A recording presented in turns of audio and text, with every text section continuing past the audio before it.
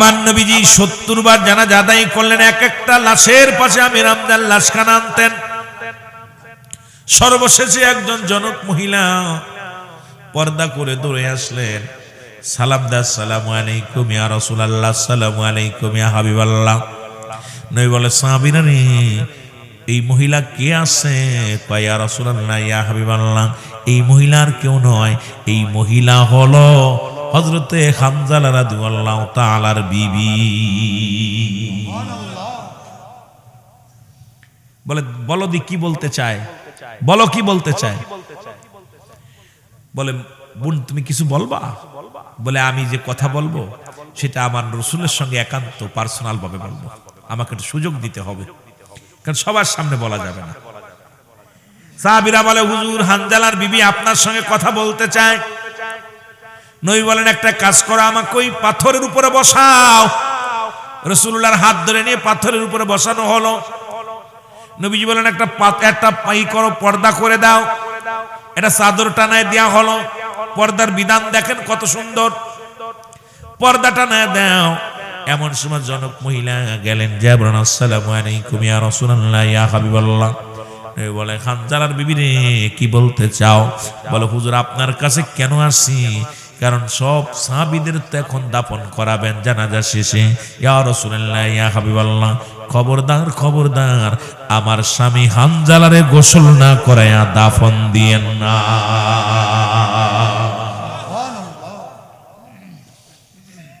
বিবি বলতো, স্বামী, আমার স্বামী হানজালার উপরে গোসল ফরজ, সুতরাং তাকে গোসল না করায়া দাফন দিয়েন না।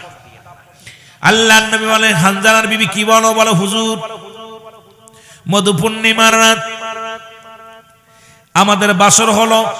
এমন সময় একটা আওয়াজ কানে এসে লাগলো, নবী নাই, নবী নাই।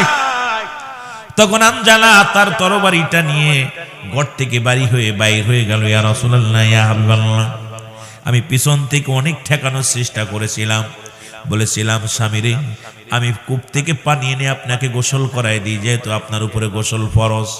সেদিন আমার স্বামী বলেছিল, বিবি রে, আমার নবী যদি না থাকে দুনিয়া, আমি কার জন্য গোসল করব, কার জন্য ইসলামের বিধান মানব রে বিবি?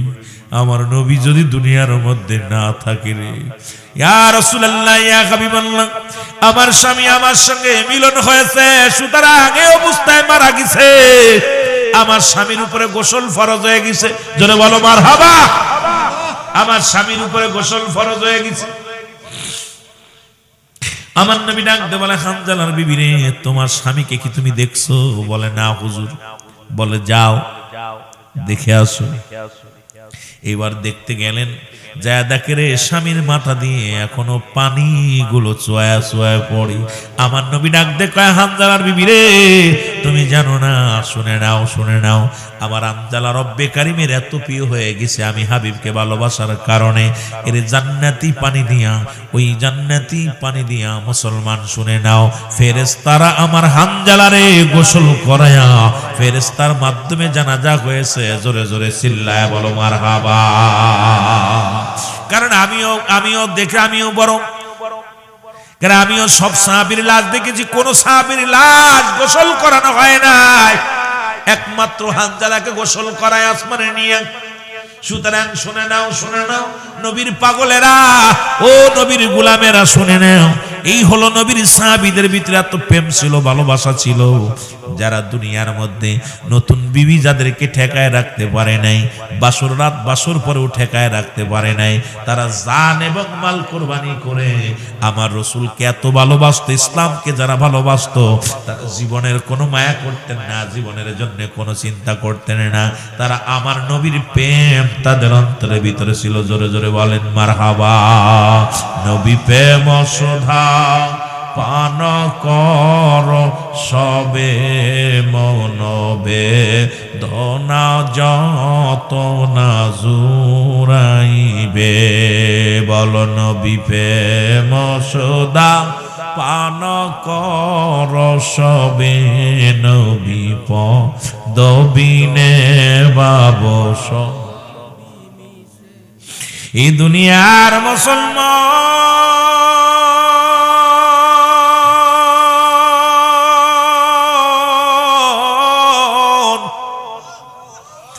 নবী লাগবে কবরে, নবী লাগবে মিজানে, নবী লাগবে ফুলসিরাতে, নবী লাগবে আমাল কিয়ামতের ময়দানে।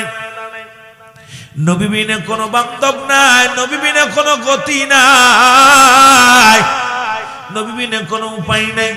নবী বলেন হায়াতি খায়রুল লাকুম, আমার হায়াতের জিন্দেগিটা আমার উম্মতের জন্য কল্যাণ স্বরূপ।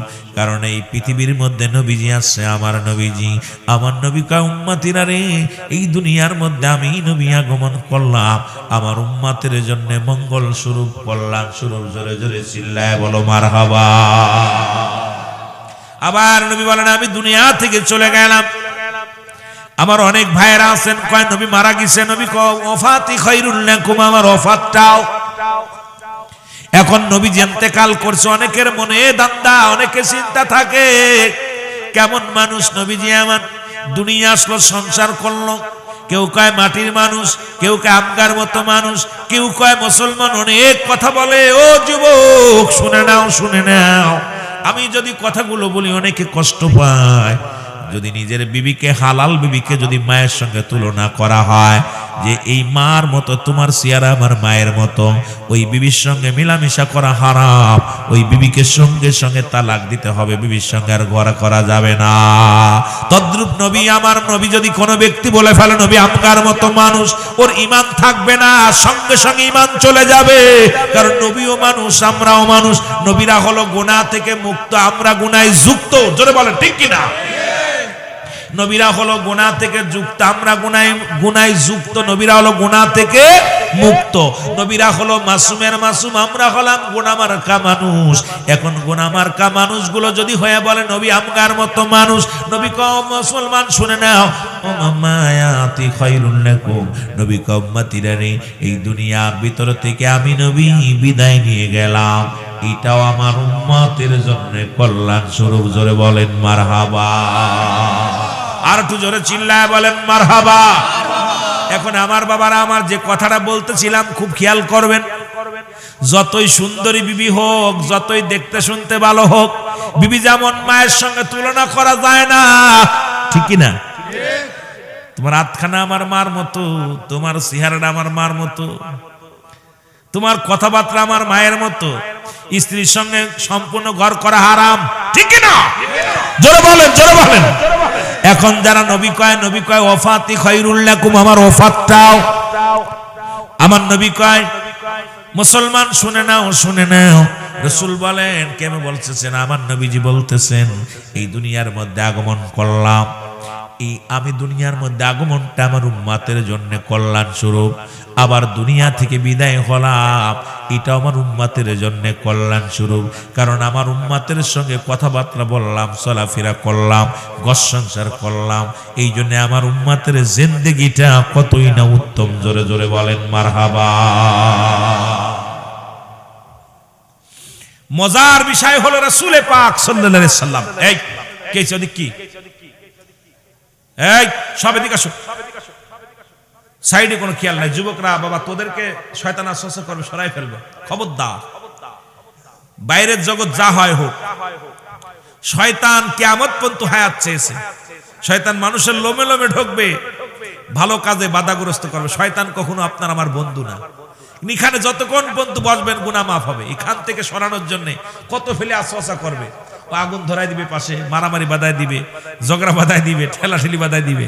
কারণ হলো ও কখনো আমার আপনার বন্ধু, কোন মুমিনের বন্ধু শয়তান হতে পারে না, ঠিকই না? ঠিকই না? সুতরাং এখানে বসে থাকবেন গুনাহ মাফের আশায়, বয়া থাকবেন আল্লাহর কাছে, কানবেন আল্লাহ আমাদের গুনাহ যেন আল্লাহ পাক মাফ করে দেয়। জোরে বলুন আমিন, আরো জোরে বলেন আমিন। বলতেছিলাম নবীও মানুষ, আমরাও মানুষ। নবীরা হলো গুনাহ থেকে মুক্ত, আমরা গুনায় যুক্ত।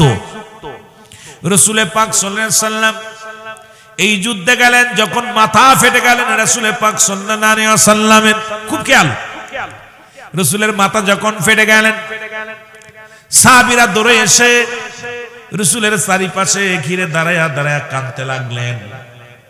একটা ওয়াজ থেকে, উহুদের যুদ্ধ থেকে আমরা অনেক আলোচনা পেয়ে যাই মুসলমান। উহুদের প্রান্ত থেকে অনেক সাহাবীর জীবনী ইসলামের সুন্দর বিধান, সুন্দর নিয়মগুলো আমরা বুঝতে পারি মুসলমান। এমন সময়ের সাহাবীরা কান্দে, নবী আর নাই, নবী আর নাই। এমন সময় নবীর এক সাহাবী দৌড়ে আসলেন, নাম হলো তার মালিক ইবনে সিনান। নাম কি? মালিক ইবনে সিনান। উনি দৌড়ে আসলেন, আসিয়া রাসূলের পাশে দাঁড়ায়া রাসূলের মাথা মোবারক দিয়া রক্ত ঢুক পড়তেছিল। হেলমেট ভাঙ্গিয়া লোহা ভিতরে প্রবেশ করেছে। আর এই দৌড়ে আসিয়া মালিক ইবনে সিনান লোহাটার দাঁত দিয়ে টান দিয়ে বাইর করলেন। রক্ত জমিনের মধ্যে পড়ছে। আর মালিক ইবনে সিনান রাসূলের মোবারকের, আমার দয়াল নবী রাসূলের পাক সাল্লাল্লাহু আলাইহি ওয়াসাল্লামের রক্ত মোবারক সিটে সিটে খেয়ে ফেলেছে। জোরে বলেন সুবহানাল্লাহ। রক্ত খাওয়া হালাল না হারাম? হারাম। মানুষের রক্ত খাইতে পারে না, কিন্তু মালিক ইবনে সিনান রাসূলুল্লাহর রক্ত মোবারক খেয়ে ফেলছে। আমার নবী বলে, মালিক ইবনে মুসলমান শুনে নাও। সাহাবীরা বলে, মালিক ইবনে সিনান তোমার ঈমান চলে গেছে, কারণ রাসূল বলছে মানুষের রক্ত খাইতে পারে না, তুমি মানুষ হয়ে মানুষের রক্ত পান করেছো। মালিক ইবনে সিনান বলে, দুনিয়ার মানুষ শোনো, এই পৃথিবীর মধ্যে সব মানুষের রক্ত হারাম হইতে পারে, আমার নবী রাহমাতুল লিল আলামিনের রক্ত মুবারক আমি মালিক ইবনে সিনানের কাছে 100 বার 1000 বার হালাল।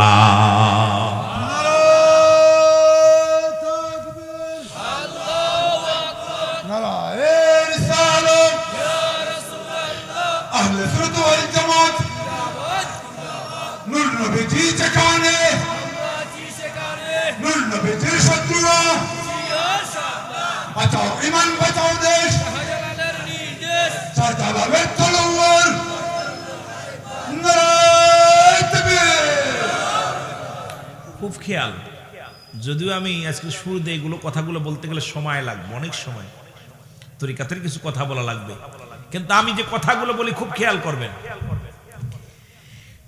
মানুষের রক্ত খাইতে পারে না। মালিক ইবনে সিনান বলতেছে, নবীর সাহাবীরা পৃথিবীর সব মানুষের কাছে হারাম হইতে পারে, আমি মালিক ইবনে সিনানের কাছে হালাল। সুবহানাল্লাহ বলেন। রাসূল পাক সাল্লাল্লাহু আলাইহি ওয়াসাল্লাম হুঁশ ফিরে পেলেন। হুঁশ ফিরে পাওয়ার পর নবীজিকে বলে, ইয়া রাসূলুল্লাহ, মালিক ইবনে সিনানের ঈমান গেছে গা। কই কি হইছে হুজুর, রক্ত খাইতে পারে মানুষ? কয় না, রক্ত খাওয়া হারাম। মালিক ইবনে সিনান, ইয়া রাসূলুল্লাহ, ইয়া হাবিবাল্লাহ, আপনি বললেন মানুষের রক্ত খাই করেছে। আমার নবী ডাকতে বলে, মালিক, বলে ইয়া রাসূলুল্লাহ, ইয়া হাবিবাল্লাহ, ও মালিক ইবনে সিনান, তুমি কি জানো না মানুষের রক্ত হারাম? বলে, হুজুর, পৃথিবীর সব মানুষের কাছে হারাম হইতে পারে, কিন্তু আমার নবীজির রক্ত মুবারক আমি মালিক ইবনে সিনানের কাছে 100 বার 1000 বার হালাল।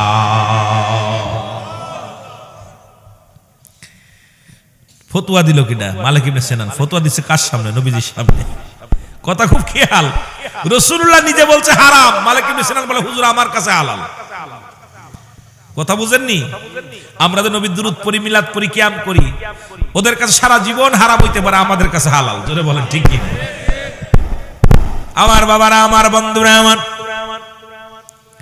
আল্লাহর নবী বলে, সাহাবীরা রে, তোমরা যদি পৃথিবীর মধ্যে কোন জীবিত জান্নাতি মানুষ দেখতে চাও, পৃথিবীর মধ্যে যদি কোন মানুষ জান্নাতি যুবকদের দেখতে চাও, তাহলে আমার মালিক ইবনে সিনানকে প্রাণ ভরে দেখে না। আস্তে কইবেন না জোরে কইবেন? আরে নবীজি দুনিয়ার মধ্যে বলতেছে, তোমরা জান্নাতি কোন যুবককে দেখতে চাইলে, ও আমার সাহাবীরা, তোমরা কি দুনিয়ায় জান্নাতি মানুষ দেখতে চাও, তাহলে আমার মালিককে দেখে নাও, প্রাণ ভরে দেখে নাও। জোরে বলেন না মারহাবা। এ আমার ভাইয়েরা, আমার বন্ধুরা, আমার গভীর মনোযোগ। সব জায়গা ফতোয়া চলে না। রাসূলের রক্ত মুবারক, এই তো গেল রক্ত মুবারক, পায়খানা মুবারক। রাসূল পাক সাল্লাল্লাহু আলাইহি সাল্লাম পায়খানা করলেন, মারহাবা বলেন না, আরো জোরে। পায়খানা করছে, আড়াল করে একটা পাথর আড়াল করে রহমতের নবী রাহমাতুল লিল আলামিন পায়খানা মুবারক করলেন।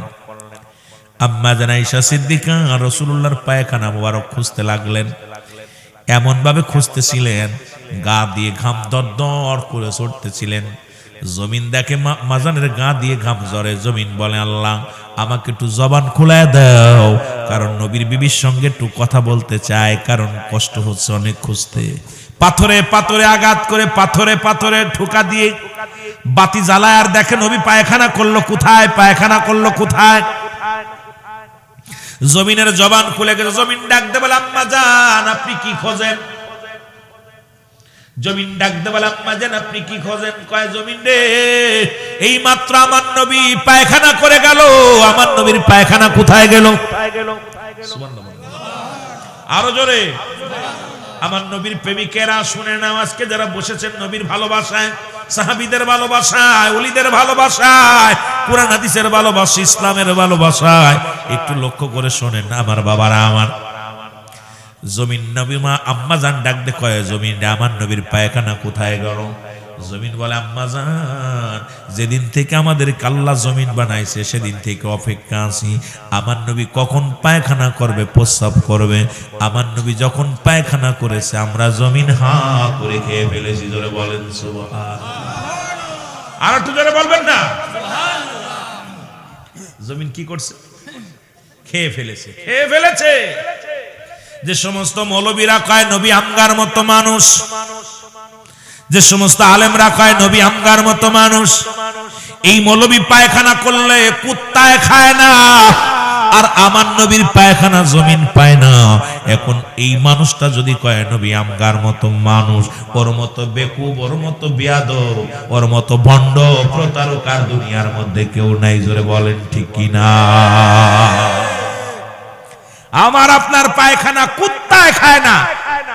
পায়খানা করে কয় দোস্ত খা, কুত্তায় শুয়ে দেখে হালাল না হারাম, শুয়ে শুয়ে দেখে যে খাবো কি খাবো না।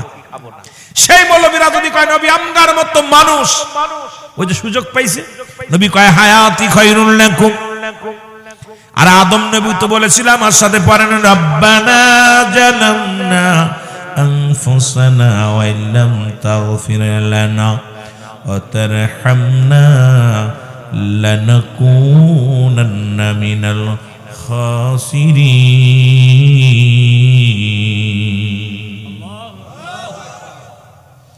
এখন আলেমরা খুব খেয়াল করুন, আদম আলাইহিস সালাম কাল্লা আমি জালিমদের অন্তর্ভুক্ত হয়ে গেছি, আমারে মাফ করে দাও। এখন যদি নবীগঞ্জের কোন কুতুব, কোন মৌলবী যদি কয় আদম জালিম হয়েছে, তার ঈমান থাকবে? হ্যাঁ জোরে বলেন থাকবে?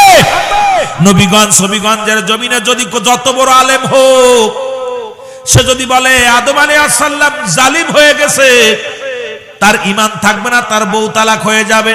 সুতরাং পৃথিবীর মধ্যে নবী বলছেন হায়াতি খায়রুল লাকুম, আমার হায়াতের জিন্দেগিটা উম্মতের জন্য কল্যাণ স্বরূপ। এখন আমার দেশের মৌলবীরা চিন্তা করে নবী বুঝি আমগার মতো মানুষ। জোরে বলেন ঠিক কি না? মানুষে মানুষে বেশ কম আছে, মানুষে মানুষে বেশ কম আছে না? কথা বলেন না? শহরে শহর, নবীগঞ্জ শহর, হবিগঞ্জ শহর। নবীগঞ্জ হলো থানা শহর, হবিগঞ্জ হলো জেলা শহর। পার্থক্য আছে? এই কথা বলেন না কেন? দুটাই শহর, ওই শহর আর এই শহর, শহর হলেই হবে? কথা কয় না। ঢাকা শহর শহর, হবিগঞ্জ শহর শহর, পার্থক্য আছে নাকি? আছে। রাজধানীও রাজধানী শহর আর জেলারও শহর, পার্থক্য আছে? কথা কয় না। আপনাদের মসজিদের ইমাম আর নবীগঞ্জ জেলাওয়ারি, নবীগঞ্জের যে থানাওয়ারি যে ইমাম, ওই ইমাম ওই ইমাম, আপনাদের ইমাম ইমাম, দুইজনই ইমাম, কিন্তু পার্থক্য আছে? অবশ্যই আছে। কারণ ওই মসজিদ আর এই মসজিদের প্রিন্সিপাল, শত শত প্রিন্সিপাল, ঢাকা বিশ্ববিদ্যালয়ের প্রিন্সিপাল আর নবীগঞ্জ কলেজের প্রিন্সিপাল এক। কথা কয় না। প্রিন্সিপাল এক, কিন্তু পদ এক, কিন্তু পাওয়ার বেশ কম। জোরে বলেন ঠিক কিনা? তদ্রূপ নবী আমগার মতো, কিন্তু আমার মতো আপনার মতো না। জোরে বলেন ঠিক কিনা?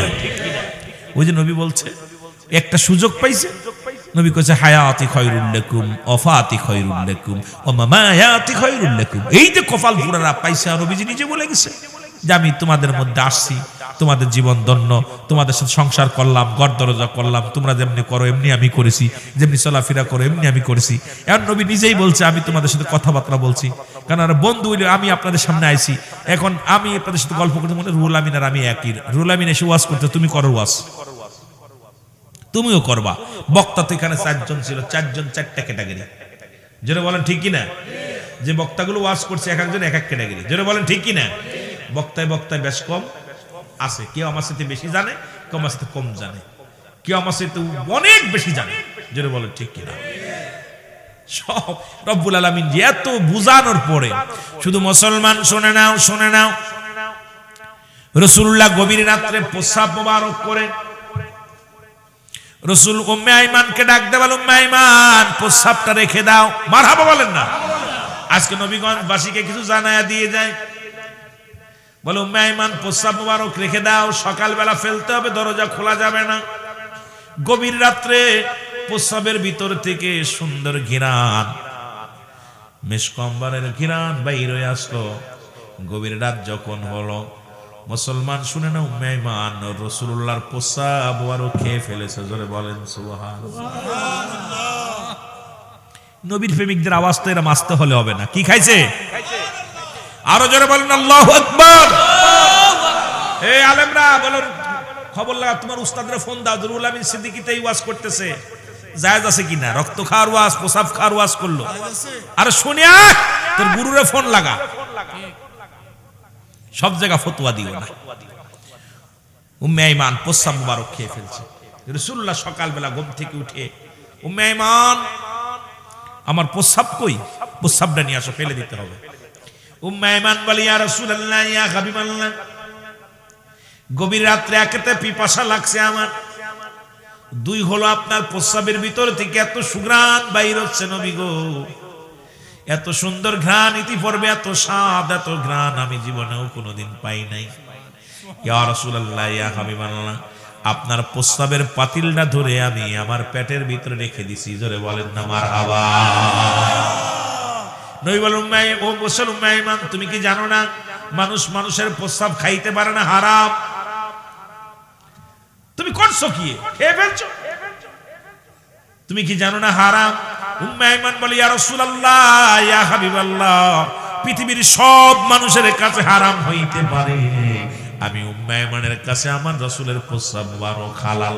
কারণ এই পৃথিবীর মধ্যে প্রস্রাবটা ফেলে দিবে, এইটা জমিনের মধ্যে পড়বে, সেখানে যদি আমি বেঁচে থাকতে আমার রাসূলের প্রস্রাবের উপরে মানুষ পা লাগায় রে, আমি বেঁচে থেকে লাভ কি?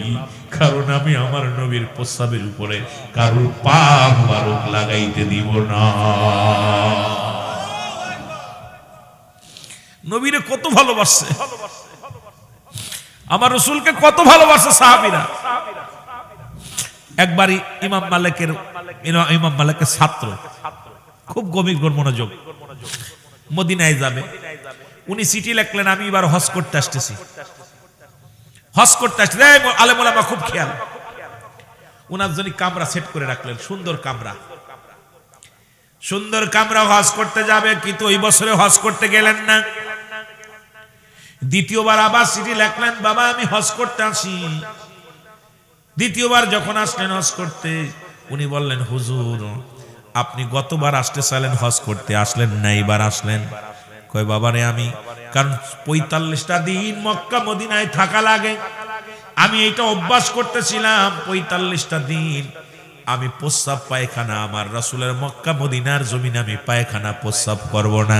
কারণ যে জমিনের মধ্যে আমার নবীজি, মুসলমান শুনে নাও, আমার নবীজি যে জমিনের মধ্যে শুয়ে আছে, আমার নবীজি যে জমিনের মধ্যে আছে, এই জমিনের মধ্যে আমি বেঁচে থাকতে প্রস্রাব করব না, পায়খানা করব না। এই জন্য আমি প্রশিক্ষণ নিয়েছিলাম 1টা বছর, যাতে 45টা দিন প্রস্রাব পায়খানা যেন না করা লাগে। এটা প্রশিক্ষণ নেওয়া পর তারপরে আমি যখন সাকসেস হয়েছি, তারপরে আমি মক্কা মদিনা জিয়ারতে আসছি। ধরে বলেন মারহাবা। মৌলবীরা এই সমস্ত ওয়াজ পায় না, না কি করে বুঝি না। ঠিক একই অবস্থা ইমাম মালিককে জিজ্ঞাসা, ইমাম মালিক যখন মক্কা মদিনায় হাঁটতেন, পা ফেটে রক্ত বাইর হয়ে যেত। ইমাম মালিক জীবনে জুতা স্যান্ডেল পায়ে দেয় নাই। মারহাবা বলেন না। জীবনে কোনোদিন জুতা স্যান্ডেল পরে নাই, জুতা স্যান্ডেল পরে নাই ইমাম মালিক। মুসলমান যা বাবারা আমার, নবীগঞ্জের বাজারেরা শুনে না, উনাকে জিগাইল ইমাম মালিক, ও মালিক তুমি কেন জুতা স্যান্ডেল পরো না? কয় শুনে নাও, যে জমিনের মধ্যে আমার নবী শুয়ে আছে, যে রাসূলুল্লাহ এই জমিনের মধ্যে পা রাখছে, জানি না আমার রাসূলের কদম মুবারক কোথায় পড়ছে রে। আমার রাসূলের কদমের মধ্যে যদি আমার পা পড়ে যায়, স্যান্ডেল জুতা পায়ে দিয়ে যদি আমি হাঁটি, আমার বেয়াদবি হয়ে যাবে। আমি যদি পারতাম আমার জীবনেও কোনোদিন পা লাগাইতাম না জমিনের মধ্যে, আমি আমি বুক দিয়ে হাঁটতাম, কারণ আমার নবীজির পদধূলি এই জমিনের মধ্যে লেগে আছে। জোরে বলেন মারহাবা। ইমাম মালিক বলে, জমিনের মধ্যে নবীজি তো কত হাঁটাহাঁটি করছে, কত হাঁটাহাঁটি করছে আমার নবী। আমার রাসূলুল্লাহর পায়ের কদম পড়েছে, কদম মুবারক পড়ছে, সেই কদমের মধ্যে যদি আমার পা লেগে যায় বেয়াদবি হয়ে যাবে। আমি যদি পারতাম জীবনে কোনোদিন পা লাগাইতাম না, খালি বুক দিয়ে হাঁটতাম। ভালোবাসা কারে কয়? ভালোবাসতে গেলে ইশকে মহব্বত দুইটা একই জিনিস, ব্যবহারে পার্থক্য হয়ে যায়। আপনি 18 বছরের মেয়ের বুকের ভিতর নিয়ে জড়ায় ধরবেন, আপনার ভিতর থেকে শুধু ভালোবাসা পয়দা হবে। আর যখন ওই বয়সে একটা বিবিরে নিয়ে আপনার বউরে জড়ায় ধরবেন, তখন ভালোবাসা থাকবে, ইশক বাইর হয়ে যাবে, কারণ ইশক আসবে তখন। মেয়ে মানুষ দুইটা, একটা হলো আপনার মেয়ে আর একটা হলো আপনার বিবি। বিবিরে জড়ায় ধরলে আসবে ইশক, মেয়ের জড়ায় ধরলে আসবে ভালোবাসা। ঠিকই না? ঠিকই না? মেয়ের বুকের সঙ্গে জড়ায় ধরলে আসবে কি? ভালোবাসা। জোরে বলেন ঠিক কি না? ভালোবাসা দুটাই এক, প্রেম ভালোবাসা সবই এক, কিন্তু ব্যবহারে পার্থক্য হয়ে যায়, ব্যবহারে পার্থক্য হয়ে যায়। কিন্তু এগুলো আমাদের বুঝি না। আমাদের দেশের আলেম ওলামা সব এক খাতায় নিয়ে যায়, সব এক খাতায় মনে করে, চিন্তা করে ও যা আমিও তাই। আমার ভাইয়েরা, আমার বন্ধুরা আমার, আল্লাহর নবী ডাক দিয়ে বলে, উম্মে ঈমান,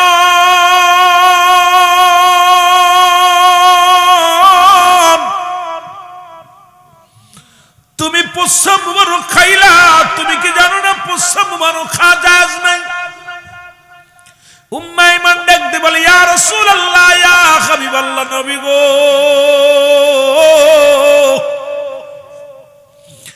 আপনার প্রস্রাবের ভিতর থেকে এত সুন্দর ঘ্রাণ আমি পান করেছি, এত সুন্দর সুস্বাদু খাবার জীবনে আর কোনোদিন খাই নাই। আমার নবী কম্মাই বলে, তোমার জাতির ভিতরে যত জাতি বাইর হবে প্রত্যেকের গা দিয়া মিশকামরা, শুধু তাই নয়, কস্তুরী সেন্ট যেটা বলা হয়, হরিণের নাভি থেকে আসছে, এই ঘ্রাণ তোমার জাতির ভিতর থেকে বাইর হয়ে যাবে। আরো জোরে, আরো জোরে। ওরে প্রেম করিয়া ভুইল না জীবনে, রাইখো মনে, আরে প্রেম করিয়া, আরো জোরে বলেন, প্রেম করিয়া ভুইল না জীবনে, বল প্রেম করিয়া মনে, আরে প্রেম করিয়া। বিল্লাল ছিল নবীর ভক্ত,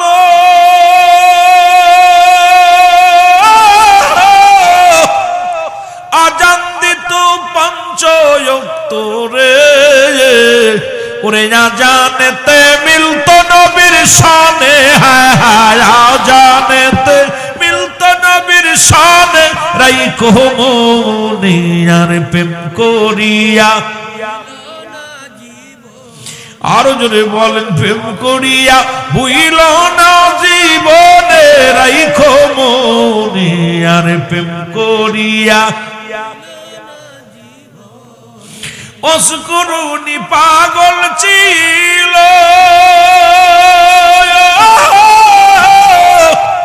বতির যে দাঁত ভাঙ্গি ইলো গোর, নবীজিকে না দেখা নয়নে, হায় হায় নবীজিকে না দেখা নয়নে, রাইখো মনে, আর প্রেম করিয়া। তোমরা প্রেম করিয়া ভুইল না জীবনে, রাইখো মনে, আর প্রেম কর। আহা, সব প্রেম কি এক রে ভাই? এই প্রেম এমন নয় যে প্রেম শিখায় আছে। এ নবীগঞ্জের যুবকেরা, দিলের কান্না লাগে শোনো,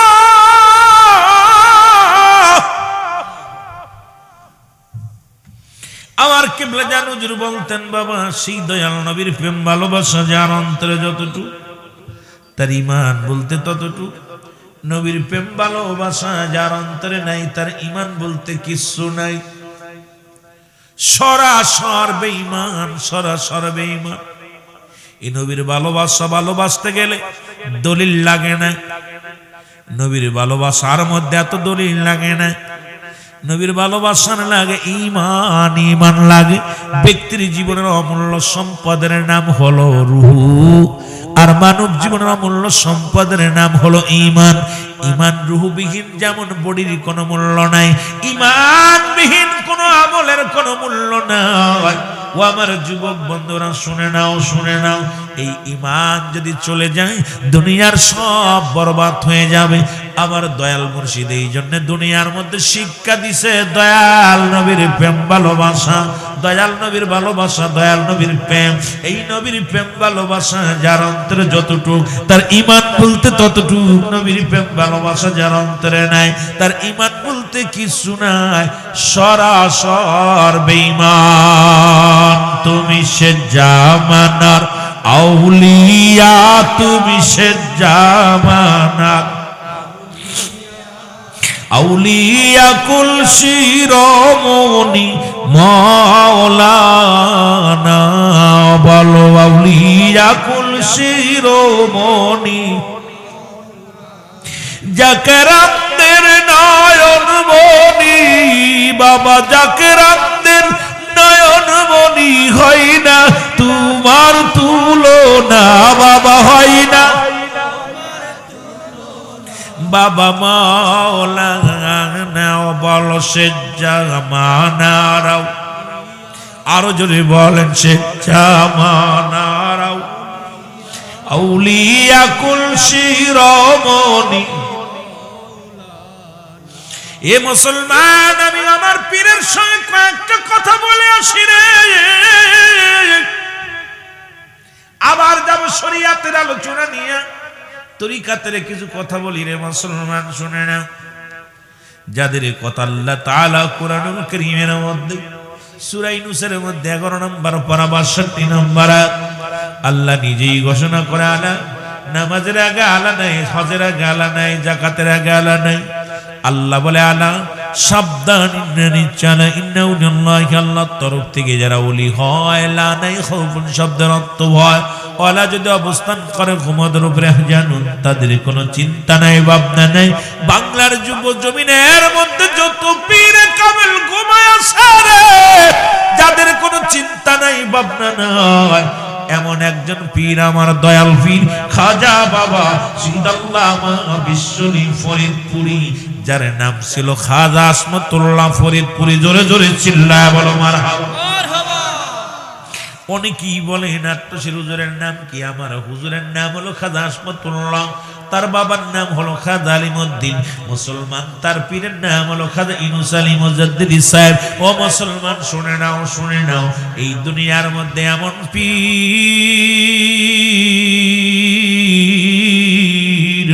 যিনি জগৎ বিখ্যাত পীর খাজা বাবা শহীদ আল্লামা ফরিদপুরি। ও যুবক, যার কথাগুলো না বললে নয়, যার কথাগুলো না শুনলে আপনারা বুঝতে পারবেন না রে মুসলমান। আমার পীর বলে, বাবা দুনিয়ার মধ্যে মাকে হারাইলাম, তখন আমি এতিম হই নাই, দাদা দাদি হারাইলাম, এতিম হই নাই, বাবাকে হারাইলাম, এতিম হই নাই।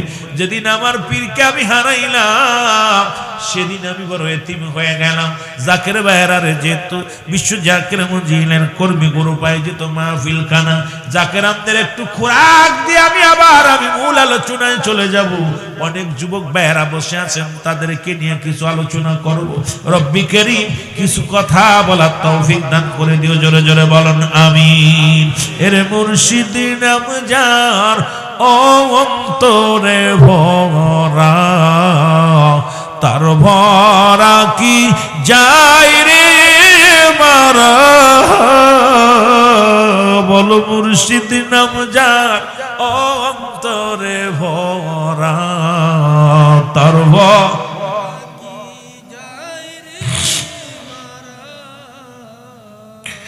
তুরিও পারেতে চৈতন্য মুর্শিদ নাম ছিল মহা মন্তর রে আমার পারেতে চৈতন্য মুর্শিদ নাম ছিল মহা মন্তর রে ও সে পার করবে না ধনী মানি রে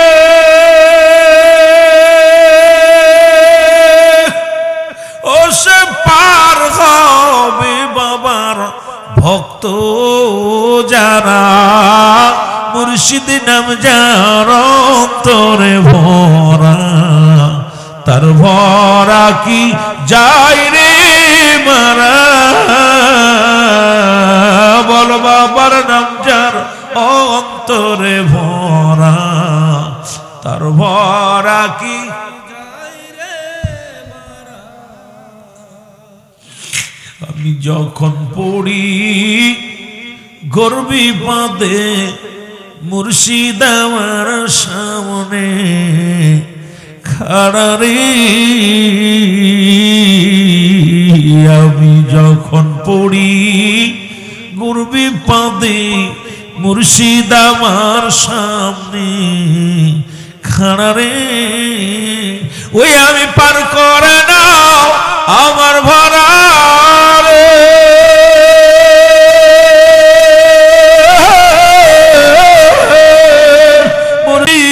তোমার বাগানায় মুর্শিদ নাম যার অন্তরে ভরা তার ভরা কি যায় রে মারা আল্লাহুম্মা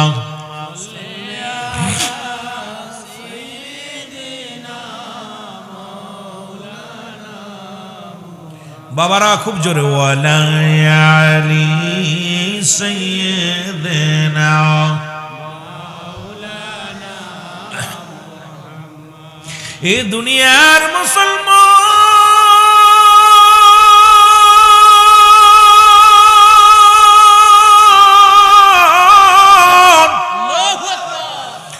আজকলি আল্লাহ আমার যে নবী বলেন মেরকাত শরীফ মেরকাতের 10ম খণ্ড গো 722 নম্বর পৃষ্ঠা তাফসীরুল বায়ান 5ম খণ্ড 524 নম্বর পৃষ্ঠা রাসূল বলে আলা সাবধান ইন্না নিশ্চয় ইন্নাউল্লাহি আল্লাহর তরফ থেকে যারা ওলি হয় লা ইয়ামুত তাদের মৃত্যু নাই আল্লাহর ওলিগণ অমর কার কার সন্দেহ হয় জোরে জোরে চিল্লায় বল আল্লাহু আকবার যার যার সন্দেহ হয় তারা একটু হাত তোলো সন্দেহ হয় ওলিগণ আমার ওলিগণ মুসলমান শুনে নাও আপনার মতো আমার মতো আল্লাহর ওলিগণ নয় আল্লাহর ওলিগণের পাওয়ার দিছে আমার আল্লাহ এই রব্বুল আলামিন এত পাওয়ার দিছে আগে বললাম হাদিস শরীফের মধ্যে আছে আলা শব্দের অর্থ মুসলমান উপর ইন্না মানে নিশ্চয় আলা ইন্না উল্লাহি আল্লাহর তরফ থেকে যারা ওলি হয় এরে সাবধান করে ওলিদের বিষয়ে কথা বলতে যায় গো আজকে আমরা সবাই ওলি আল্লাহদের বিরোধিতা করি রে মুসলমান শুনে নাও ওলিদের পক্ষে থাকলে নবীজির পক্ষে যা সহজ হয়ে যায় এই দেশের মধ্যে যত ওলি আকরামে আল্লাহর ওলি মাহবুব বান্দার আসলো গো তার মধ্যে আমার মহান পীর খাজা বাবা সৈয়দ আল্লামা ফরিদপুরী একটা কথা না বললে নাই সামনে মহাপবিত্র বিশ্ব ওরস শরীফ 2026 10 তারিখ থেকে শুরু হবে এই ওরস শরীফ হুজুর বললেন যখন আপনারা মুসলমান বায়াত গ্রহণ করেছেন জানেন হুজুর বলতেন বাবা আপনারা বায়াত গ্রহণ করেছেন সপ্তাহে একবার আসবেন না পারলে 15 দিন পরে একবার আসবেন না পারলে 6 মাস 3 মাস একবার 3 মাসে একবার আসবেন না পারলে 6 মাসে না পারলে বছরে একবার বাবা মহাপবিত্র বিশ্ব ওরস শরীফ এটা কাজা করবেন না কারণ মহান পীরের দরবারে ওরস শব্দের অর্থ হলো মেলা ওরস শব্দের অর্থ হলো আশুক মাসুকের মিলন মেলা ওরস শব্দের অর্থ হলো বাসর যেমন বাসর ঘরে দুলহান আর দুলানি থাকে রে তদ্রূপ ওরস শব্দের অর্থ দুনিয়ার মধ্যে জীবিত মুর্দার সকলের মিলন মেলা হয় রে। সেই মিলন মেলা আগামী মুসলমান শনিবার শুরু হবে। আমার বাজানেরা গভীর মনোযোগ শুনে নাও। সেই মহানলীর কয়টা কথা আমার কাছে এজাজুল ভাই বারবার বলছে, হুজুর ওই নৌকা রানোর মধ্যে ওরস শরীফ কাজা করে ওরস শরীফের এই ঘটনাটা একটু বলবেন। এই জন্য আমি বলতে যাই একটু কথা আমি আপনাদের শুনে আসি। আল্লাহ যেন বলার তৌফিক দান করে। জোরে জোরে চিল্লায় বলেন আমিন। তুমি এমন করে যাইবা সেরে মুর্শিদ জানা ছিল না। যারা আপন পীরকে হারাইছেন মুসলমান শুনে নাও, পীর মুরিদির কথা বলতে গেলে বড় কষ্ট হয় রে।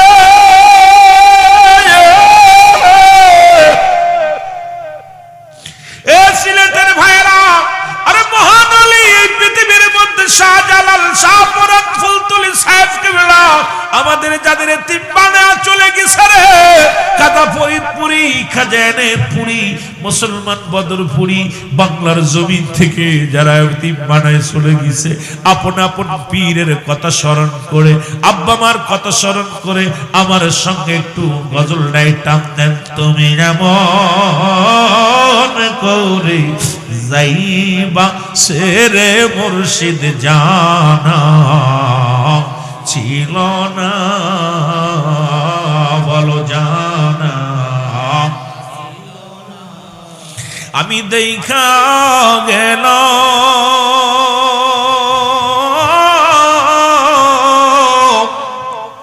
নূরের ছবি, আমি দেখা গেল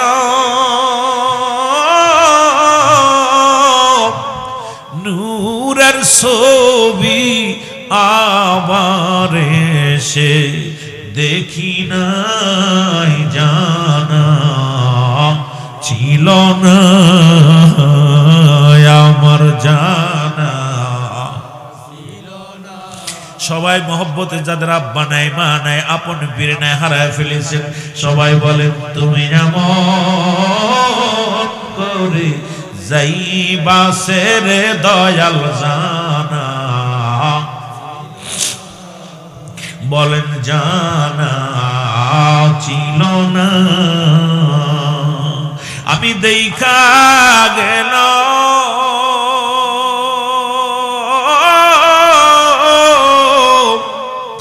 নূরের ছবি, আমি দেখা গেল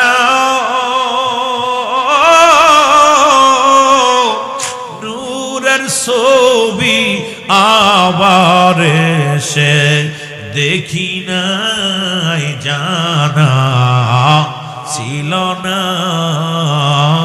আমার জানা। রিয়াতে তামিশায়া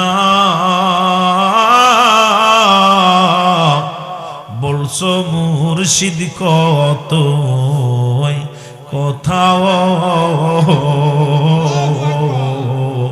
ওরে আত্মাতে তামিশায়া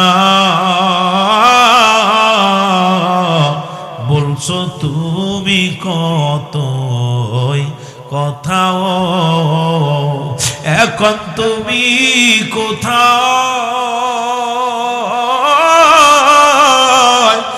আমি কোথায়, এখন তুমি কোথায় আমি কোথায়, কেউ তো কারো দেখি না জানা। আরো জোরে বলেন জানা তুমি এমন করে যাইবা সেরে দয়াল জানা।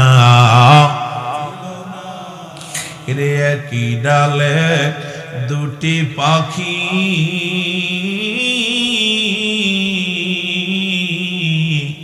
কতই করছো ডাকা ডাকিও, বলেন কি ডালে দুটি একটি পাখি কত করছো ডাকা, এখন তুমি কোথায়,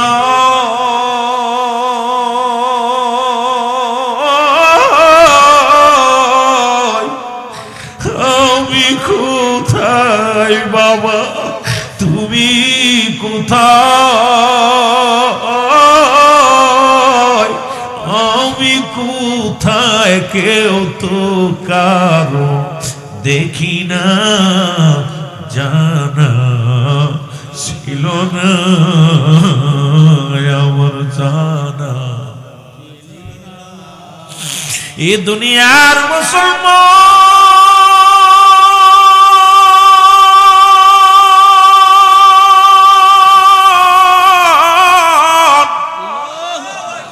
এই বাপনারা যখন চিলেট থেকে ডাকা হইয়া পদ্মা সেতু পার হয়ে চলে যান, একটা নদী বাদে আরিয়াল খা নদী। ও মুসলমান শোনো, এই আরিয়াল খা এক নদীর পরের মুসলমান, একজন মুসলমান মাঝি ছিল, যিনি লোক পারাপার করতেন। তখন এই নৌকায় ছিল, নৌকায় পারাপার হতো মানুষ। উনি আমার দয়াল পীরের কাছে মুরিদ হয়েছিলেন। মুর্শিদ কেবলা বলতেন, বাবা জীবনে যদি নাও পারেন বছরে একটা রোজ শরীফ কাজা করবেন না, আসবেন দেখতে আসবেন বাবা। আজকে আমার জাকের ভাইয়েরা রে, নবীগঞ্জ থেকে যারা দরবারে যাও, যারা যেতে পারো না ভালো করে শুনে নাও, ভালো করে শুনে নাও। হুজুর বললেন বলাপন, ওই জাকের ভাই এই নদী পারাপার নৌকায় এত পরিমাণ প্যাসেঞ্জার আসলো, শনিবার শুক্রবার শনিবার রবিবার সোমবার প্রচুর পরিমাণ, তখন 1 আনা 2 আনা দিয়ে নদী পারা লাগতো। এত 2 টাকা 10 টাকা নয়, সীমিত পয়সা দিয়ে পার করা হতো। আমার দয়াল পীরের মুরিদ উনি চিন্তা করে সোমবারে যাব। সোমবারে এত পরিমাণ মানুষের চাপ আসলো, উনি যাইতে পারলেন না। মঙ্গলবার হলো, মঙ্গলবারও এত পরিমাণে চাপ হলো। উনি চিন্তা করছে মুসলমান, মঙ্গলবার বিকেল পর্যন্ত উনি মানুষ পারাপার করলেন। পারাপার করে 4টা দিন নদী পারাপার করে ক্লান্ত হয়ে গেলেন। উনি যাইয়া নৌকা ডুবাইয়া বাড়িতে যে ঘুমায় আসলে মুসলমান, শুনে নাও শুনে নাও। এবার সকালবেলা ঘুম থেকে উঠিয়া যখন আসছে ঘাটে আসিয়া নৌকা খুঁজতেছে, তখন আর নৌকা পায় না। উনি অনেক খোঁজাখুঁজি করলেন, কোন নৌকা পায় না। সব জায়গায় খোঁজ করলেন কিন্তু নৌকা পায় না। নৌকা না পায় বড় গরিব মানুষ চিন্তা করে, হারে আমার নৌকা মাত্র একমাত্র সংসারের অবলম্বন। মুসলমান শুনে নাও, আমার ছেলে মেয়েদেরকে চালায় এই নৌকা বেয়ে যা হয়। এখন নৌকাটা যদি হারিয়ে যায় আমার কি উপায় হবে? এই চিন্তা করে আর কাঁদতে বলে, হারে দরবারও যাইতে পারলাম না, নৌকাও হারাই গেল, এখন কি করব? বসিয়া বসিয়া কাঁদতেছিল।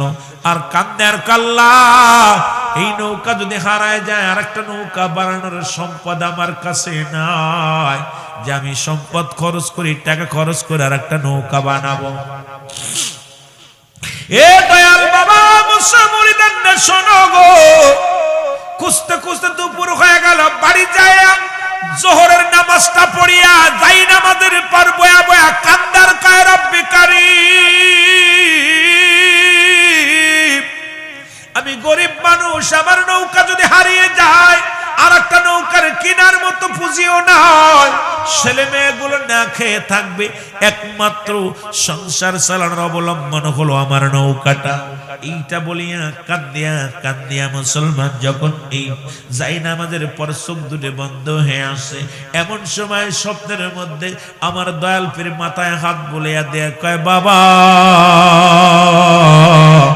বাড়িতে থাকলাম, মহাপবিত্র বিশ্বর শরীফে আসলা না, আপন পীরকে দেখার জন্য আসলা না? জোরে জোরে বলেন মারহাবা।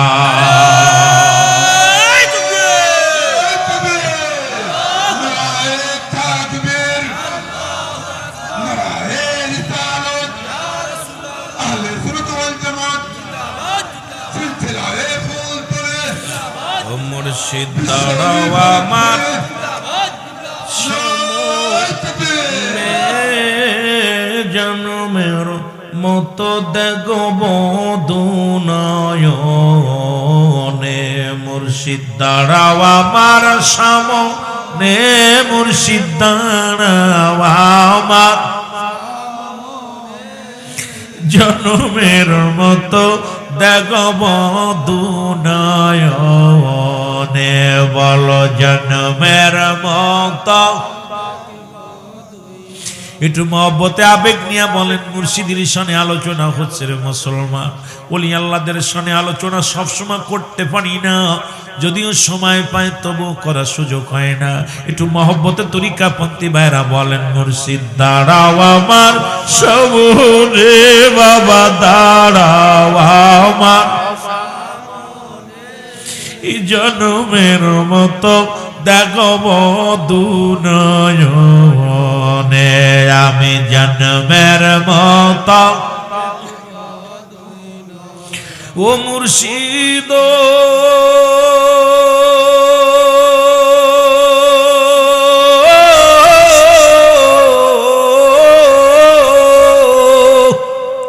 তুমি বিনে জগতে বান্ধব কেহ নাই,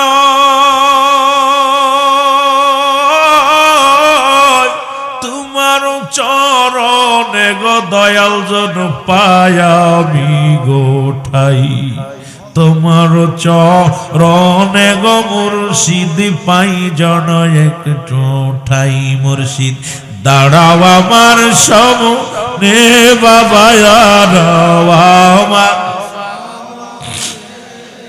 জনমের মতো দেখব দুনয়নে। আমি জনমের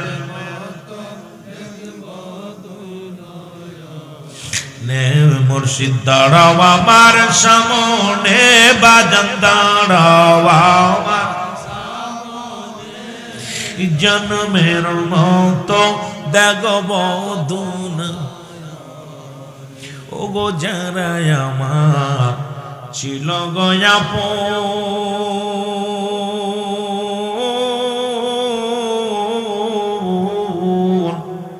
মুর্শিদ চাঁদে কেদে কেদে পরাইবে কাফন। তারা কেদে কেদে মুর্শিদ চাঁদে পরাবে কাফন। মুর্শিদ দাঁড়াও আমার সামনে, বাবা দাঁড়াও আমার জনমের মতো। আরো যদি বলেন জনমের মতো দেখব ও মুর্শিদ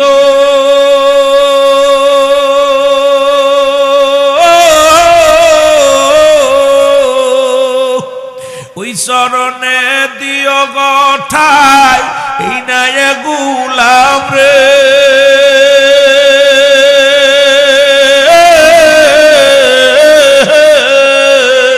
পাইলে তোমার চরণ দুলি মুর্শিদ, পাইলে তোমার চরণ দুলি ধন্য এই না জীবনে জন্মের মতো। আরো জোরে বলেন জন্মের মতো দেখব। মুর্শিদ দাঁড়াও আমার সামনে, বাবা দাঁড়াও আমার জন্মের মতো দেখব দুনয়নে। বলো জন্মের মতো। এই দুনিয়ার মুসলমান,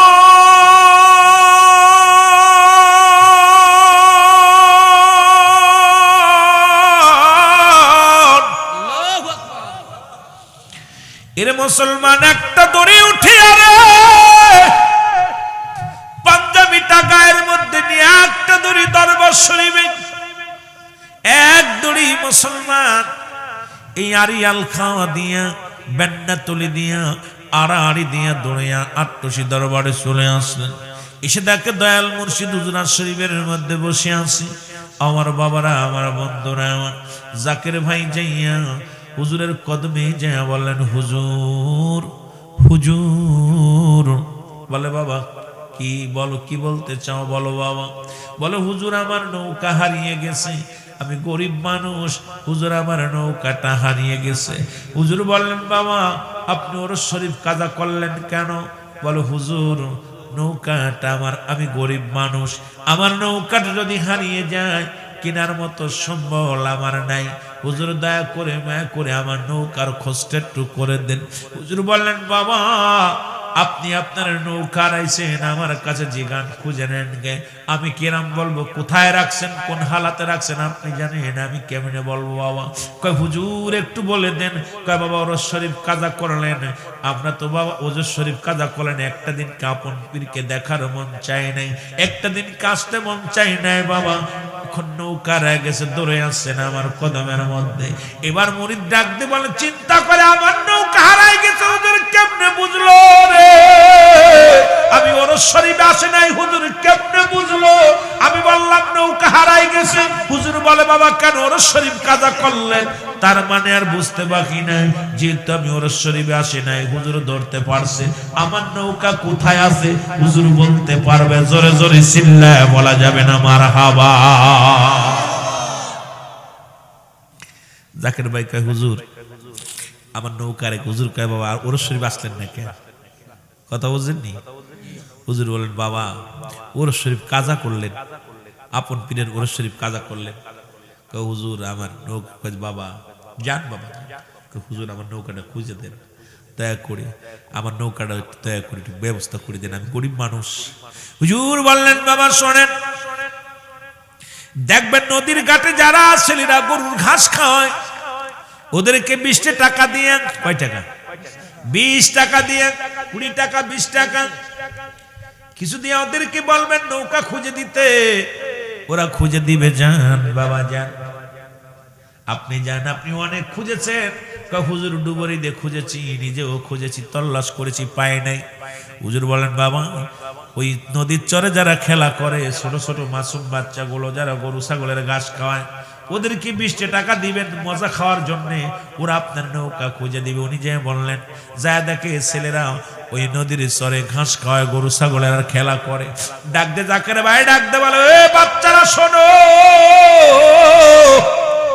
এর গত 2 দিন হয়ে গেল আমার নৌকা হারিয়ে গেছে, এই জায়গা আমি লিখে রেখেছিলাম, ডুবায় রেখেছিলাম, তোমরা যদি আমার নৌকাটা একটু খুঁজে দিতে।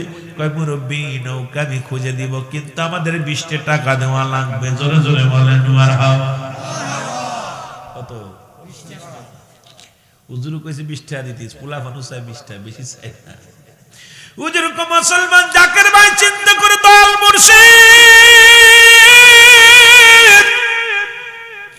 তুমিও বললে বালকদের 20 টাকা দিলে খুঁজে দেবে, ওরাও চাইলো, তার মানে আর বুঝতে বাকি নাই আমার নৌকা হারাই না। উনি নিজে নামলেন পানির ভিতরে, নামলেন যে মুসলমান খুঁজে পাইলেন না। এবার বাচ্চাদের 20 টাকা দেয়া, কয় বাবা তোমরা খোঁজো। বাচ্চারা একটা ডুব দিছে আর নৌকার সন্ধান পেয়ে গেছে। জোরে বলেন মারহাবা। আর জোরে জোরে চিল্লায় বলা যাবে না মারহাবা। ওরে 18 ফুটছে গোলাপ ফুল, বলো 18 ওরে জাতি হারা হইল রে, জাতি হারা হইল আজি ওই ফুলে হইল কুল। 18 ফুটছে নবীন ফুল, বলো 18 ফুটছে লাইলাহার কালেমা মুখে, ওরে আল্লাহ নামে সদায় চলে ওরে লাইলাহার কালেমা মুখে, ওগো আল্লাহর নামে সদায় চলে গোরে না দেখিলে জাকের বাইবুন না দেখিলে আশেক বাইবুন করবি রে ভুল 18শীতে ফুটছে গোলাপ ফুল আর 18শীতে এ দুনিয়ার মুসলমান এর নৌকাটা যখন একটা ডুব দিয়ে পা গেছে রাত ধরে জাকের ভাই কয় ছেলেরা নৌকা তোরা উঠা বেঁধে রাখ আমি আসি এক দড়ি 18শীর জমি নাই ছেড়ে আইয়া হুজুরের সামনে হুজুর কা বাবা আপনার নৌকা রেখে গেছে আবার হুজুর হুজুর আমার টাকা ফেরত দেন সুবহানাল্লাহ বলেন কি হয়েছে কয় হুজুর আমার 20 টাকা ফেরত দেন হুজুরকে কেন বাবা কি হয়েছে কয় হুজুর আমার নৌকা আপনি চুরি করছেন সুবহানাল্লাহ আরো জোরে হুজুর আমার নৌকা আপনি চুরি করে আমি গরিব মানুষ 20 টাকা আমার ফেরত দেন হুজুর মিটমিট করে হাসে কয় বাবা ওর শরীফ কাজা দিয়ে বেশি কামাইতেছিলেন 20 টাকা এখন ছেলেদেরকে মজা খাওয়ার জন্য দিচ্ছেন আপনি আমার কাছে চাইতে আসছেন হুজুর আমি কানে ধরলাম আজ জীবনে কোনো নূরের শরীফ কাজা করতাম না সুবহানাল্লাহ আরো জোরে হুজুর বললেন বাবা ওরস শব্দের অর্থ হলো মেলা ওরস শব্দের অর্থ হলো আশুক মাসুকের মিলন মেলা ওরস শব্দের অর্থ হলো বাসর জীবিত মুর্দা যারা দুনিয়ার মধ্যে আছে আমার হুজুর পাক জাকের ভাইরা যারা আছেন আত্মার জগৎ জীবিত মুর্দাদেরকে নিয়ে এমন একটা মেলা মিলায় যে মেলার মধ্যে অসংখ্যবার নবীজির দুরূদ পড়া হয় নবীর সালাম দেওয়া হয় যেখানে অসংখ্যবার দোয়া করা হয় গোটা বিশ্ববাসীর জন্য দোয়া করা হয় মুসলমান শুনে নাও জাকের ভাই কয় খাজা বাবা ফরিদপুরি রে আমার ভুলের মাসুল আমি দিলাম আমি আর জীবনে কোনোদিন ওর শরীফ কাজা দিব না হুজুর বললেন বাবা ও বাবা শোনো দুনিয়ার জাকের দুনিয়ার মুরব্বত পীর আছে সবাই তো আপন আপন মুরিদের বাড়ি যায় আমি যেতে পারি না বাবা যখন তোমরা নালিশ দাও তোমাদের নালিশ যতক্ষণ পর্যন্ত আমি রব্বে কারীমের দরবারে পৌঁছাই না দিতে পারি ততক্ষণ পর্যন্ত আমি মুজাদ্দিদ এক গ্লাস পানিও পান করি না বিছনায় পিঠ লাগাই না সুতরাং আমার বাবারা আমার বন্ধুরা আমার এমন পীরের কাছে বায়াত গ্রহণ যারা করলেন তারা বড় ধন্য তবে পীর যার যার সুন্নিয়াত স্বভাব সব পীর যার যার পীর তার কাছে মাথার তাজ জোরে জোরে বলেন ঠিক কিনা যেমন ফুলতুলি সাহেব কেবলার কাছে আসেন এক পাগল 12 বছরের সালা পড়া এক পাগল উনার জবান থেকে আমি শুনেছি বাবা শোনো আমি সিলেটের জমিনে প্রথম জীবনে মাহফিল করতে আসি সাহেব কেবলার আল্লাহ আমাকে বসিয়েছে অনেকগুলো প্রোগ্রাম আমি গুনাহগার করেছি আমাকে অত্যন্ত মায়া করতেন ভালোবাসতেন আল্লাহ পাকের দরবারে শুকরিয়া আদায় করে অনেকবার উনার সঙ্গে আমার মুসলমান বুকটার সঙ্গে বুকটা লাগানোর সুযোগ হয়েছে কদম বসি করার সুযোগ হয়েছে আল্লাহ রাব্বুল আলামিন দয়া করে পাশে এরকম বসে থাকতেন আমি আলোচনা করেছি প্রথম আমি যখন আসি জাফলংয়ের জমিনে তখন 2000 সালে মুসলমান গভীর মনোযোগ 2000 সালে প্রথম আসি জাফলংয়ের জমিনে তখন সাহেব কেবলা এমন একজন মহান পীর ছিল যার কথাগুলো না শুনলে ভাই শুনে নেন ওনার কদমের মধ্যে আসলেন একজন সালা পরা পাগল উনার ভাইয়েরা আমার উনাকে ধরে নিয়ে আসলেন উনার ভাইয়েরা উনার বোনেরা উনার মা বাবা সবাই ধরে নিয়ে আসলেন সিএনজি করেন হুজুরের কদমে আসলেন হুজুরের সামনে যখন গেলেন সাহেব কেবলার সামনে যখন গেলেন উনিও আসরের নামাজ পড়ে মসজিদ থেকে বাইরে হলেন সাহেব কেবলার সামনে যখন এই পাগলটা গেলেন এই পাগলটা যখন দৌড়ায় যায় পাগলের ভাই বলে হুজুর আমার এই ভাইজান লেখাপড়া করতে করতে এমএ পাস করার পর এক মহিলার প্রেমে পড়িয়া পাগল হয়ে গেছে 12 বছর এই 12 বছর শুধু প্রেমিকাকে হারাইয়া এখন ল্যাংটা পাগল হয়ে গেছে সালা পরায় রাখি কাপড় পরলে ছিঁড়ে ফেলে বাস্তা পরায় রাখছে সুন্দর করে হুজুর বললেন ওসমান সাহেব কেবলা মুসলমান শুনে নাও ফুলতুলি সাহেব কেবলা মুখের দিকে তাকায় বলল ওনার হাতের লাঠিখানা ওনার হাতে যে লাঠিখানা ছিলেন লাঠিখানা দিয়ে একটা খোঁচা মারলেন প্রথম কয় পাগল রে পাগলামি করিস কেন ভালো হয়ে যা কয় আমি বাবা ভালো হয়ে যা, কয় আমি সাহেব কেবলা। কয় কি তুই সাহেব কেবলা? কয় হ আমি সাহেব কেবলা। জোরে জোরে চিল্লায় বলেন মারহাবা। উনি বললেন আমি সাহেব কেবলা। তখন সাহেব কেবলার হাতের লাঠি দিয়া 2টা বাড়ি মারলেন। প্রথম যখন ওনার বাড়ি মারছে, এক বাড়িতে বলেন আপনি সাহেব কেবলা। প্রথম এক বাড়ি যখন মুসলমান মারছে, দ্বিতীয় বাড়ি যখন মারছে, দ্বিতীয় বাড়িতে সঙ্গে সঙ্গে উনি পুরো সুস্থ হয়ে গেছে মুসলমান। সাহেব কেবলার হাতের লাঠির 2টা বাড়ি খাইয়া 12 বছরের পাগল ভালো হয়েছে। জোরে বলেন মারহাবা।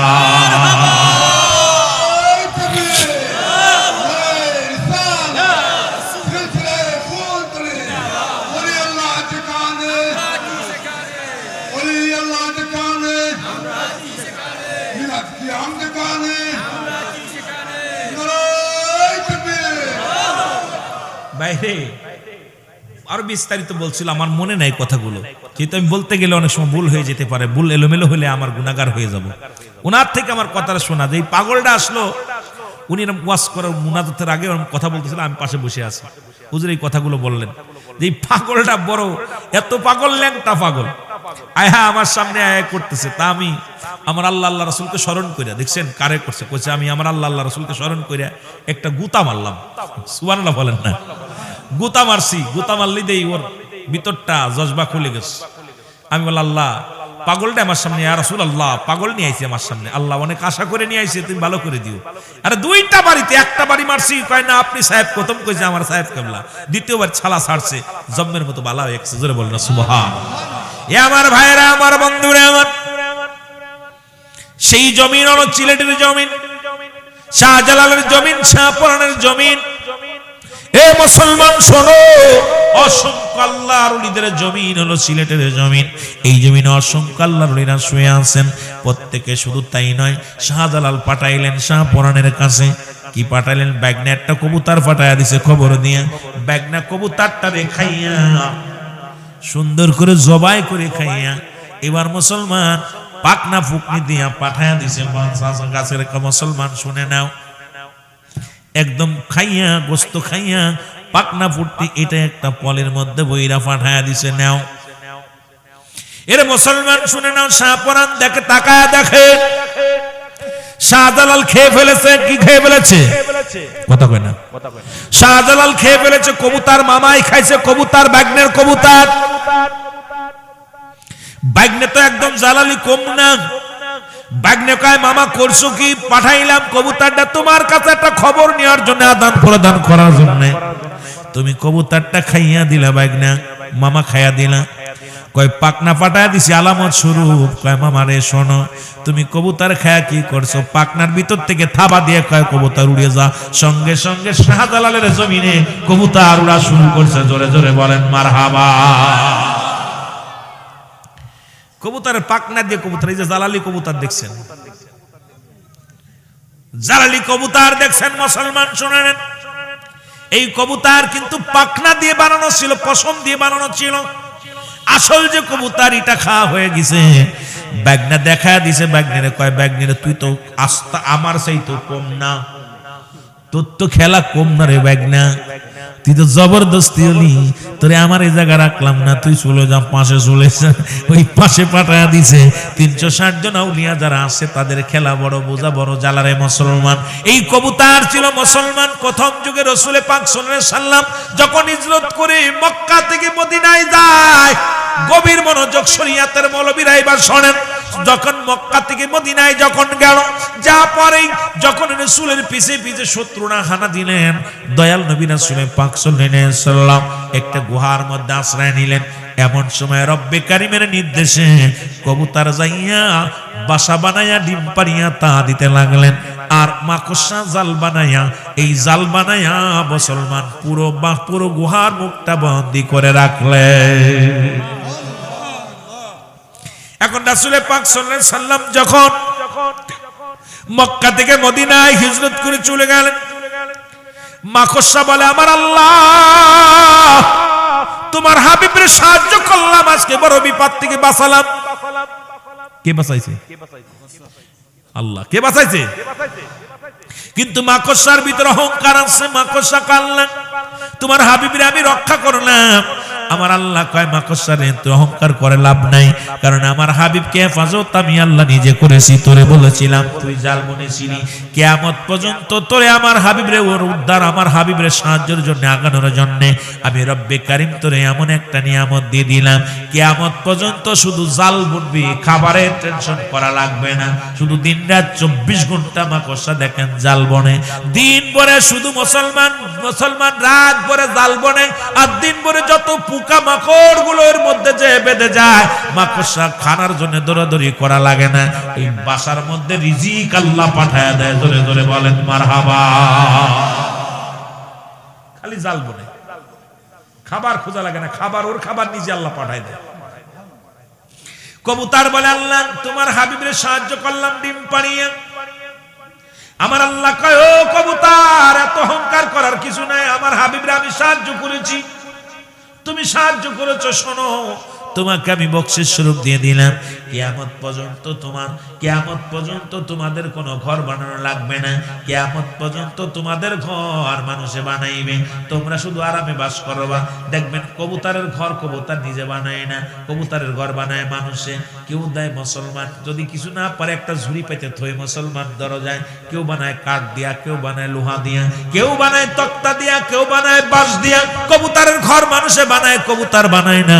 কারণ এই কবুতরের ঘরটা বানানোর জন্য রব্বে কারিম ডাক দে কয় কবুতর রে, আজকে যেমন ঘর বানায় কষ্ট করলে আমার হাবিবকে সাহায্য করার জন্য, কিয়ামত পর্যন্ত তোদের আর ঘর বানানোর টেনশন থাকবে না, তোদের ঘর মানুষে বানায়া দিবে। জোরে জোরে বলেন মারহাবা। কিছু না পাইলেও একটা জুরি পাইতে তুই, ঠিকই না? এর মধ্যে জানি পরে ইয়া মুসলমান শুনেন, ইব্রাহিম খলিলুল্লাহকে সাহায্য করলেন, ইব্রাহিম খলিলুল্লাহকে সাহায্য করলেন মুসলমান দুইটা প্রাণী, একটা হলো কুনে ব্যাং, আর একটা হলো মুসলমান কাকলাস। আল্লাহরে কাল লাগো, তোমার ইব্রাহিমের গায়ে আগুন ধরে পুড়িয়ে যেত, আমি রক্ষা করলাম। কয় কি কয় মুইতে বন্ধ করে যে আগুনটা লিবাইয়া দিছি প্রস্রাব করিয়ে। কুনে ব্যাং দেখছেন, গা পোড়া ব্যাং দেখছেন নি? আরে কথাগুলো বললে বাবা হাকিকতটা শোনো। আল্লাহ কয় কেমনে সাহায্য করলি? কয় মুইতে দিছি, একবারে আগুন লিবে গেছে। কোন দিয়ে এত বড় আগুন কি লিবানো সম্ভব? এই কথা কোন না কেন সম্ভব? এত বড় আগুন কি লিবানো সম্ভব? কয় রব্বে কারীম, তোমার ইব্রাহিমের যখন চরক দিয়ে আগুনের নমরুদের আগুনে ফেলা হলো, তখন আমরা ব্যাং সহ্য করতে পারি নাই, আমরা লাভ দিয়া প্রস্রাব করেছি, গা পুড়ে গেছে। আমার আল্লাহ কয় ব্যাং রে, কিয়ামত পর্যন্ত তোদের প্রস্রাবকে আমি পবিত্র করে দিলাম। ব্যাঙের পাপ, ব্যাঙের প্রস্রাব হলো পাপ, ব্যাঙের প্রস্রাব না পাক নয়। জোরে বলেন সুবহানাল্লাহ। দেখবেন ব্যাঙ ঘরের কোলে, ঘরের কোনায় থাকে, ব্যাঙের গা পুরা, দেখছেন একটা গান? কিয়ামত পর্যন্ত তোদের প্রস্রাব আমি পাক করে দিলাম, পবিত্র থাকবে, তোদের প্রস্রাব নাপাক হবে না। এবার মুসলমান কাকলাস কাল্লা, তোমার হাবিবের আগুন আমি তো লিবায়া দিছি ফু দিয়া। কি কই রে? কয় দেখেন আমার জিহ্বা পুড়ে গেছে, কাকলাস কাল্লা। ইব্রাহিমের আগুন আমি লিবায়া দিলাম। কয় কেমনে লিবাইলি? কয় এত বড় সড়কের আগুন, এত বড় আগুন কুন্ডু কেমনে লিবাইলি? কয় জোরে ফু দিছি। দেখো আল্লাহ ফু দিয়ে আমার জিহ্বা পুড়ে গেছে। কাকলাসের কোনো জিহ্বা নাই। আল্লাহ বলে কাকলাসের দ্বারা কিয়ামত পর্যন্ত খাবারের চিন্তা করা লাগবে না, শুধু গাছের মধ্যে বইয়া নিঃশ্বাস নিবি, তোর পেটটা ভরে যাবে। দেখবেন কাকলাস কিন্তু গাছে বয়া বয়া শুধু জিহ্বা হা করে এরকম নিঃশ্বাস নেয়। আর মানুষ কয় রক্ত খাইছে মেরে ফেলে, মুসলমান রক্ত খা প্রাণী মনে করে মেরে ফেলে রে মুসলমান। কিয়ামত পর্যন্ত খানার টেনশন নাই, কারণ রব্বে কারিম তার হাবিবদের সাহায্য করার কারণে এত মর্যাদা, এত দাম তাদের দিয়া দিছে। জোরে বলেন মারহাবা। এত দাম, এত মর্যাদা তাদের দিয়া দিছে। যুবক শুনে নাও, শুনে নাও। সুতরাং ওলি আল্লাহর পক্ষে যারা থাকবে এই পৃথিবীর মধ্যে, বর্তমান তো নবীদের দরজা বন্ধ, নবীদের দরজা বন্ধ হয়ে গেছে, এখন বেলায়েতের জমানা খোলা। এই বেলায়েতের জামানায় যারা মহাকামেল আকামেল মুকাম্মেল যারা সন্নিহিত লাভ করেছেন বাবা, এমন ভাবে আঁকড়ে ধরবেন, এমন ভাবে তার পীরের কদমের মধ্যে থাকবেন, কারণ জীবন জৈবন কোরবানি করে দিবেন। মুরিদ শব্দের অর্থ হলো মরে যাওয়া, আত্মসমর্পণ করা। মুরিদ মুসলমান শুনে নাও, এত যার ভিতরে অহংকার আছে মুরিদ হয়ে লাভ নাই, যার ভিতরে রেওয়া আছে তার মুরিদ হয়ে লাভ নাই, যার এলেমের বহর আছে তার মুরিদ হয়ে লাভ নাই। মুরিদ হতে গেলে আত্মসমর্পণ করা। মুরিদ শব্দের অর্থ মরে যাওয়া। যেমন ধৌতকারীর হাতে মুর্দা থাকে, যেমন ধৌতকারী বলতে মুদ্দার বলতে পারে না আমার কোথায় একটু আস্তে ডলা দাও, কোথায় একটু জোরে ডলা দাও, কোথায় ময়লা আছে। যেমন মুসলমান মুর্দা যেমন বলতে পারে না, তদ্রূপ মুরিদ পীরের কাছে বায়াত গ্রহণ করার পর যার ভিতরে আমিত্ব থাকে ওর পীর মুরিদি করা হবে না। পীর যখন যেটা হুকুম দিবে তালি